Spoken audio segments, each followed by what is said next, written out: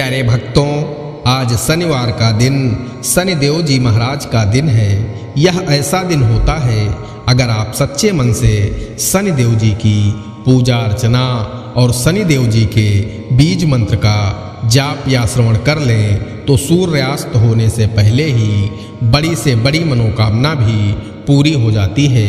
क्योंकि शनिदेव जी को न्याय देवता कहा गया है।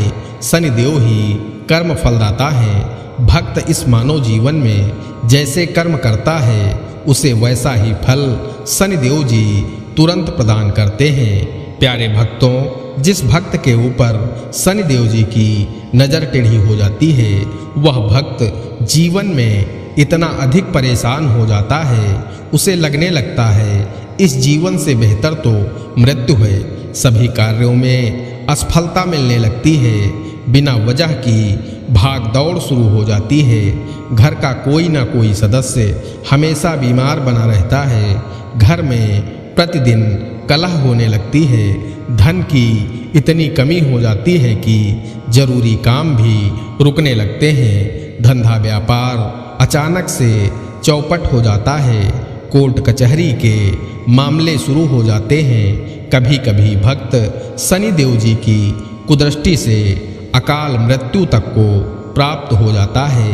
इसीलिए सुखी और निरोगी जीवन जीने के लिए शनिदेव जी का आपके ऊपर प्रसन्न रहना अति आवश्यक है। प्यारे भक्तों, शनिदेव जी को प्रसन्न करना बहुत ही सरल है। आप शनिदेव जी को सिर्फ 5 मिनट में प्रसन्न कर सकते हैं। इसके लिए आपको शनिवार के दिन शनिदेव महाराज के बीज मंत्र का 108 बार यानी 1 माला जाप या श्रवण करना पर्याप्त माना जाता है। अगर आप प्रतिदिन या सिर्फ प्रत्येक शनिवार इस बीज मंत्र का 108 बार जाप या श्रवण करेंगे तो शनि की महादशा में भी आप सुखी और निरोगी जीवन का आनंद ले सकेंगे।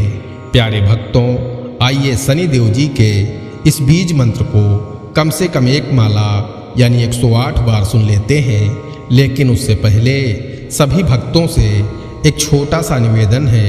वीडियो पसंद आए तो दिल से एक लाइक करिएगा और इसी तरह के कल्याणकारी वीडियो आगे भी देखने के लिए हमारे चैनल मंत्र की विद्या को सब्सक्राइब करके कमेंट में जय शनिदेव जी जरूर लिखें। प्यारे भक्तों, शनिदेव जी महाराज का बीज मंत्र इस प्रकार है। ओम प्रां प्रीं प्रौं सः शनैश्चराय नमः। ओम प्रां प्रीं प्रौं सः शनैश्चराय नमः। ओम प्रां प्रीं प्रौं सः शनैश्चराय नमः।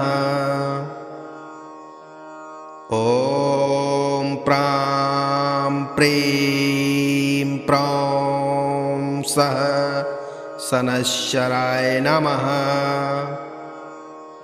ओम प्रां प्रीं प्रौं सः शनैश्चराय नमः। ओम प्रां प्रीं प्रौं सः शनैश्चराय नमः। ओम प्रां प्रीं प्रौं सः शनैश्चराय नमः। ओम प्रां प्रीं प्रौं सः शनैश्चराय नमः।